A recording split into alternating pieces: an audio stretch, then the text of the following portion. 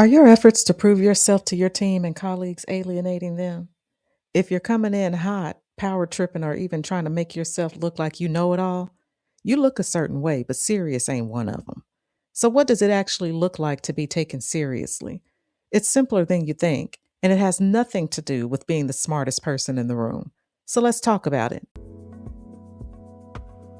Welcome to Crossroads and Catalyst, the podcast with Shanita B. I am your host. This is where we discuss how a thoughtful, wise, and strategic perspective at a crossroads can be the catalyst for change in your leadership and career.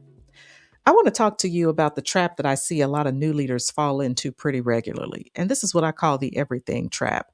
This is essentially the pressure that you apply to yourself to have all the answers and to show up and let everyone know that you're in charge, as if they don't already know.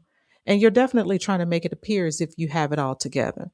Well, and I'm sure that you've seen this in other new leaders. And so my question is, what did you think when you saw that? Did it make you respect them? My guess is no, that it didn't. And so the other question is, why do you think that this is going to work for you in the professional setting? If it didn't work for them, are you any different than they are? And the reason why this doesn't work is because people rebel against being made to feel small and invisible. And this is what happens when you come in and you think that you're letting everybody know that you have all the answers and that you're the end all and be all. And it's just simply not true and it doesn't work. So when you're preoccupied with trying to make a good impression, well, then what's happening is that you're missing the opportunities to build trust and make a lasting impact, which I think is ultimately what you want to do. So if you want to be taken seriously, then you've got to earn credibility. And that is not something that can be forced. So what you want to do is you want to show them a different way to lead than what they might be accustomed to. And the way that you do that is to make things work that were not working before. And that is going to be one of the primary responsibilities that you have as a new leader is to put things back together.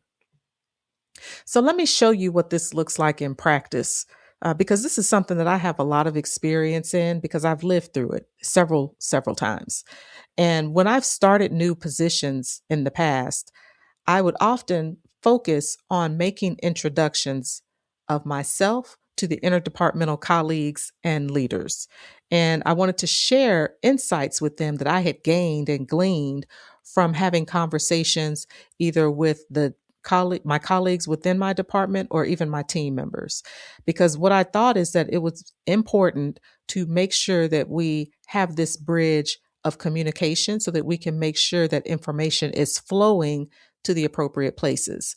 And doing this has proven very effective because what it allowed me to do was to build a bridge that was not there or that had just been completely torn down because of changes. Of course, we know structural changes within organizations take place on a pretty cyclical basis. And so you can almost be guaranteed that some type of change has happened in the past and something that was regularly provided has been cut off. And another thing that this did, in addition to allow me to build a bridge, is it gave me some quick wins. And that was something that was extremely helpful because it continued to motivate me to do more and to excel. And it also was a confidence builder. And I can tell you that in one specific instance, I was working with several directors, and one of them shared with me that in the few years that they had worked at the company, that they didn't know who the right person was to help resolve a problem that they had been facing almost since the beginning of their tenure there. So just imagine that you're working with a problem and everything that you do is a workaround, and the workarounds do nothing but frustrate you and put you in a dead end position. And that's pretty much where he was. And of course, the situation applied not only to him but to his colleagues, and we can debate all day long on whether or not they were part of the problem. The fact still remains that they had this issue and they were not getting it resolved. And when you're working in sometimes really large organizations, it's easy for that communication to flow to stop because of any type of change, right? So we can circle back to that at another time.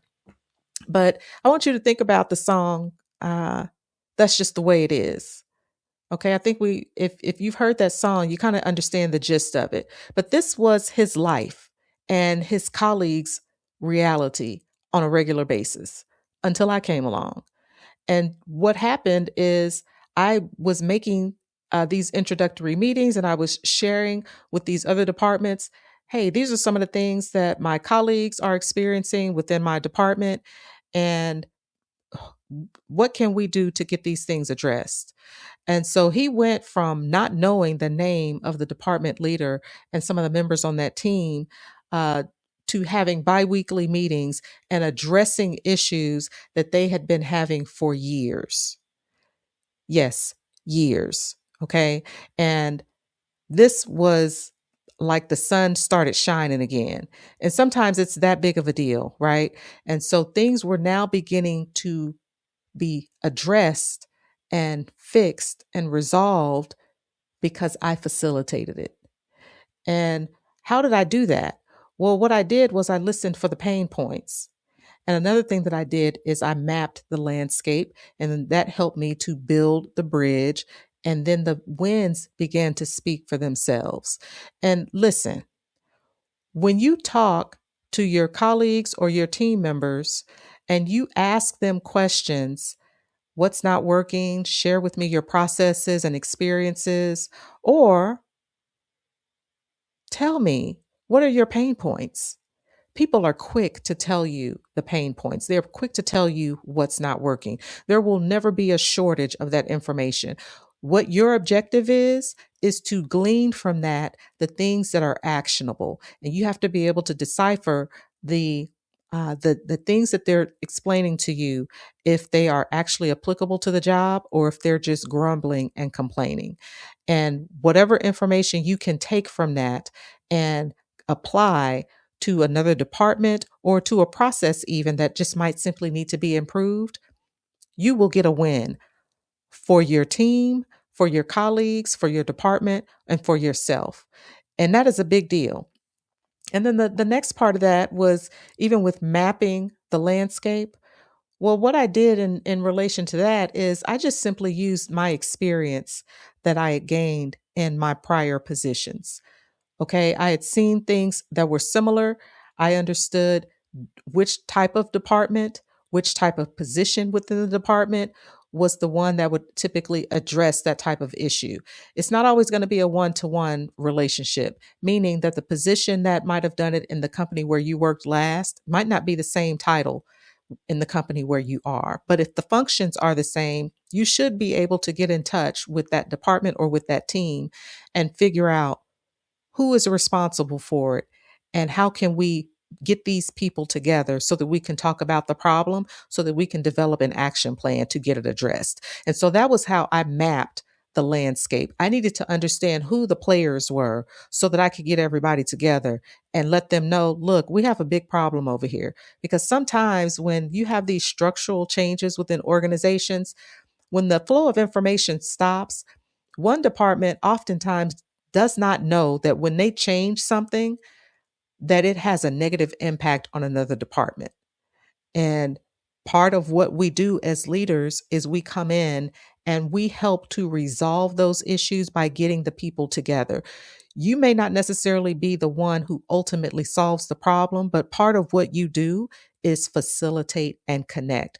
Therefore, I do not want you to underestimate the power and the influence of being a facilitator and a connector. When you look at large organizations and wonder how they're able to be so successful, and you look at their leader, well, they have people in positions who help facilitate and mediate between these different departments.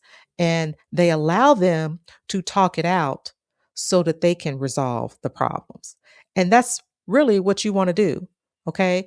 And again, it's going to be a win for everybody. And what does that do for you? Well, it definitely gives you credibility because now it shows that you're someone who can come in and you can take charge, but you don't have to do it by telling everybody what to do. You can simply put people together and say that here is the problem. Your department is typically the one that would address these kinds of issues. How can you help us and how can we help you? And it really can be that simple. Okay. So again, make sure that you sharpen your facilitation and connecting skills because you're going to need those. And you can start by sharing this episode with your colleagues and friends because there are others who need to hear this kind of insight to help them in their leadership journey. And while you're doing that, make sure that you hit follow so that you do not miss an episode. And you can do that in Apple or Spotify, or you can always go directly to my website, crossroadsandcatalyst.com. So, like I said, being a connector does build credibility. And the example that I just gave you, that was being applied toward an external department. Now we want to look at internal department, right? Within your own team, within your own department. Okay. So we want to address what it looks like from that perspective. And, sometimes you want to think a little bit outside of the box because when it comes to dealing with your own team, you got to recognize that there are going to be some things that come up that are going to be uncomfortable. And your team they're going to need to know from you, can they trust you and will you have their back? Can they count on you to support them? And definitely when you're in a new position, the pressure is on to want to gain friends and gain them quickly and show everyone that you have their back. But sometimes if you have one person's back, it might pit them or pit you against someone else. And so this is an example of what I mean. In one particular scenario, I worked in a department that had a long-standing policy of performing transactions in a particular way. And by that, let me rephrase that. They had a long-standing practice of ignoring a policy. The policy was there, of course, to provide the appropriate guidelines as to how to handle this particular issue. And there was a clerk who was responsible to review uh, these documents that would be submitted to her. And then she would determine, hey, we need additional information. And she would just reiterate the policy. She was just doing her job. But she did not have the authority or the power to enforce it. So I'm sure you can already tell where this is going. When I was hired, part of my job was to enforce the policy. So I'm the new leader, and I'm being told that I have to enforce a policy that no one was being held accountable to for years. Okay. So when she would receive some documents, she would interpret the policy. And even though her interpretation was correct, it was not always well received. And so then she would receive pushback. And of course, that means that there was some tension there. So I had a choice in those moments. I could either bend the rules and try to curry favor with the leaders in an attempt to bolster my own reputation, or I could back her up. So in the instances where she would receive the pushback and defer to me, well, then in those moments, I politely yet firmly held the line. And what I did was I reiterated what she had already interpreted. And that was the end of that, in my opinion and in my estimation. And what did she do in the aftermath of that? She thanked me for supporting her. And that meant a lot to me because I wanted her to know that I trusted her judgment. And if there was an issue, I was able to have a conversation with her and she with me. But it was a big deal for her because for so long, when she would interpret the policy accurately and correctly, she would often be dismissed and people would go around her to override the policy. And what did that show to those other leaders?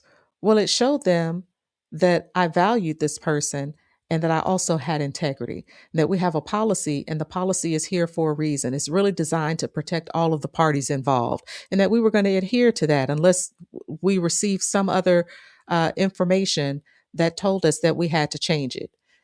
And so some of you are going to come across some scenarios that are going to put you in a situation where you have to decide, am I going to follow the policy? Am I going to follow and do what's right and support my team? Or am I going to go out of my way to be liked by some of these people? And you have to work with them. But again, the decision is up to you. What is it that you really want? Because I can tell you, you just heard these two stories and they're two different situations, but there's a common thread. They were other centered. And while it is important, I think it's wonderful to be liked. I think it's just as important to be respected. You want people to respect you.